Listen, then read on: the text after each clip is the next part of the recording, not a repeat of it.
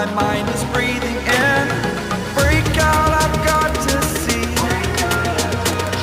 Spent all my life holding all of it closely. I played it innocent, a feel of discontent. I'm finally facing it all, fearless. কেমন আছো তোমরা? আজকে আমি এসেছি আরও একটা ভিডিও নিয়ে। তা আজকে আমি তোমাদের জন্য করে দেখাবো কাঁকরোল দিয়ে চিংড়ি মাছের একটা তরকারি। তার জন্য এখানে আমি 250 কাঁকরোল নিয়ে নিয়েছি।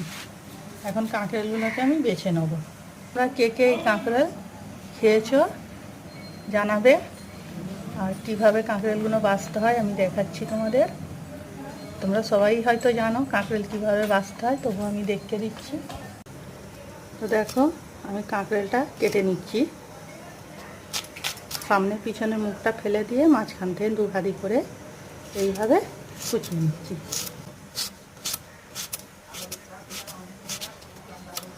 এইভাবে কুচিয়ে নেব। দানাগুলো ভিতর থেকে এইভাবে ফেলে দিতে হবে। এরকম করে দানাগুলো সব ফেলে দিতে হবে। এরকম করে দানাগুলো সব ফেলে দিতে হবে। তোমরা চাইলে পুরো ভিতরটাও ফেলে দিতে পারো, তবে ওতে ভালো দেখাবে না। এইভাবে ফেলে নিলে ভালো দেখাবে। চলো আমি সবগুলো বেছে নিচ্ছি এইভাবে। এখানে আমার কাঁকরোলগুলো সব বাছা হয়ে গেছে। দেখো আমি ভিতর থেকে বীজগুলো সব বার করে ফেলে দিয়েছি। এইভাবে বেছে নিয়েছি, তোমরাও এইভাবে বেছে নেবে। তা এখন আমি এটাকে সাইডে রেখে চিংড়ি মাছটা বেছে নিচ্ছি। দেখো এখানে চিংড়ি মাছগুলো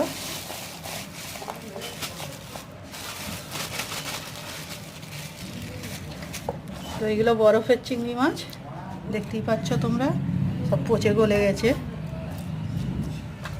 এখন এই থেকে আমি কিছুটা বেছে কাঁকরোল দিয়ে রান্না করব। সবটা নেবো না, কিছুটা নেবো এই থেকে। দেখো এইভাবে আমি বেছে নিচ্ছি এগুলো।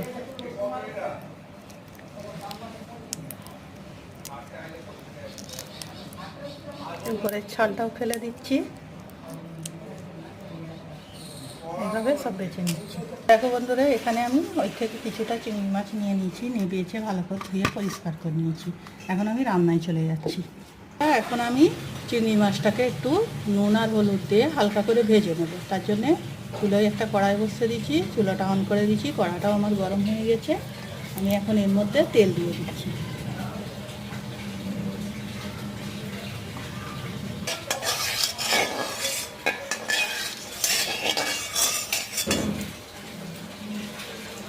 এখন এর মধ্যে চিংড়ি মাছটা দিয়ে দিচ্ছি। দিয়ে দিচ্ছি অল্প একটু নুন, আর দিয়ে দিচ্ছি অল্প একটু হলুদ। এখন এগুলোকে হালকা করে একটু ভেজে নিচ্ছি।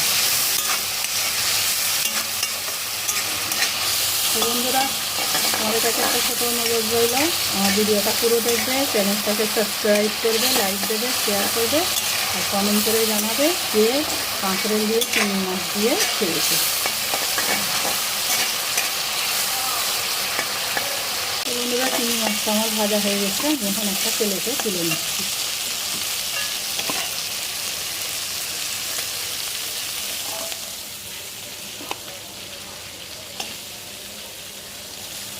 এখন আমি ওই তেলেতেই একটা মিডিয়াম সাইজের পেঁয়াজকে কুচিয়ে নিয়েছি, দিয়ে দিচ্ছি। পেঁয়াজটা আমি একটু ভেজে নিচ্ছি।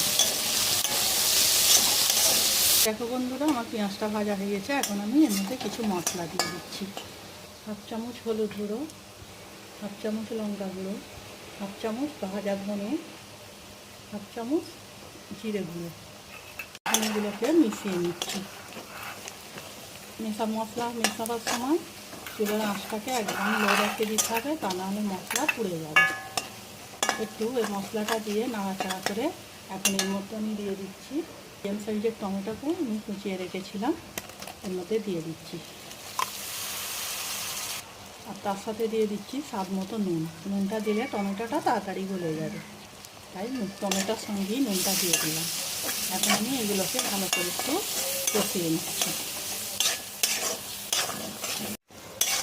দেখো বন্ধুরা, এখন আমার টমেটোটাও গলে গেছে, পেঁয়াজটাও গলে গেছে। নুনটা দেওয়ার কারণে টমেটোটা পেঁয়াজটা আরও তাড়াতাড়ি গলে গেছে। এখন আমি এর মধ্যে দিয়ে দেবো 1 চামচ আদা রসুন বাটা। আদা রসুনটা দিয়েও 2 মিনিট একটু মশলাটার সঙ্গে মিশিয়ে নিচ্ছি।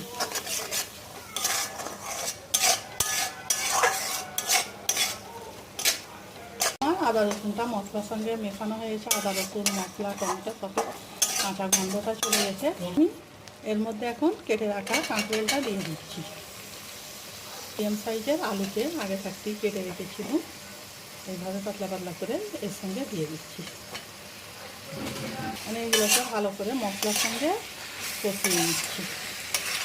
একটু সময় ধরে কষাতে হবে, তা না হলে তরকারি মজা হবে না, আর আনাচেরও একটা গন্ধ থেকে যায়। তো সবসময় যে কোনো আনাজ রান্না করার সময় একটু সময় ধরে কষিয়ে নেবে, দেখবে রান্নাটা মজাও হবে আর আনাচের কোনো গন্ধও থাকবে না। তো আমি এখন এটাকে একটু সময় ধরে কষিয়ে নিচ্ছি।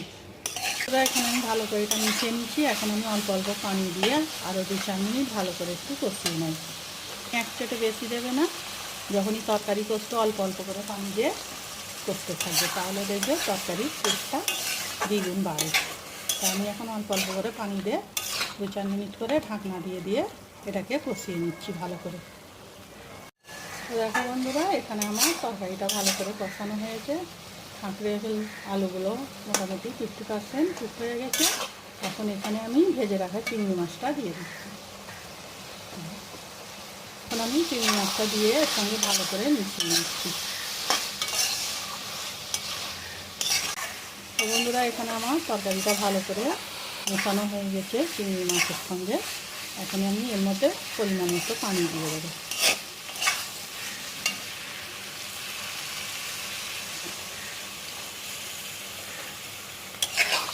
আমি একদম অল্প করে দিচ্ছি পানিটা, কারণ এখানে আমার আলুটা কাঁকড়েলটা 50%-এর বেশি সিদ্ধ হয়ে গেছে। এটাই অল্প করে পানি দিলাম, দিয়ে এখন ঢাকনা দিয়ে চুলার আঁচটাকে একদম কমিয়ে রেখে এটাকে রান্না করে নিচ্ছি। বন্ধুরা, এখানে আমার রান্নাটা কমপ্লিট হয়ে গেছে। আমি যে পানিটা দিয়েছিলাম একদম কমে গেছে। আলুটাও দেখিয়ে দিচ্ছি, একদম নরম হয়ে গেছে। এখন আমি চুলাটা অফ করে এটাকে একটা প্লেটে তুলে নিচ্ছি। দেখো, আমি এখন একটা প্লেটে তুলে নিচ্ছি।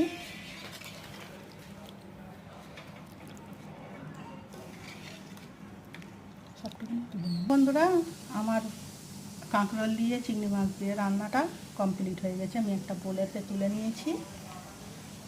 তো তোমরাও এইভাবে একবার বাড়িতে বানিয়ে দেখবে, কেমন হয়েছে আমাকে কমেন্ট করে জানাবে। তো আজকের ভিডিও আমার এইটুকু। আগামী দিন আসবো আরও একটা ভিডিও নিয়ে। সবাই ভালো থাকবে।